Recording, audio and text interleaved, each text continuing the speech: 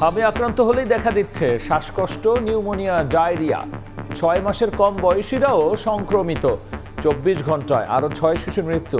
হাসপাতালে রোগীর চাপে বাড়ছে উদ্বেগ। জুলাই সনদ অক্ষরে অক্ষরে বাস্তবায়ন করবে বিএনপি, জানালেন চিফ হুইপ। গণভোটের রায় মেনে না নিলে সরকারের বিরুদ্ধে রাজপথে থাকার হুঁশিয়ারি বিরোধী দলের। পাম্পে অপেক্ষা যেন নিত্যদিনের চিত্র। ছুটির দিনেও ভোগান্তি। বিভিন্ন জায়গায় অভিযানে জব্দ অবৈধ মজুদ। রাশিয়া থেকে তেল আনতে যুক্তরাষ্ট্রের সম্মতির অপেক্ষায় ঢাকা।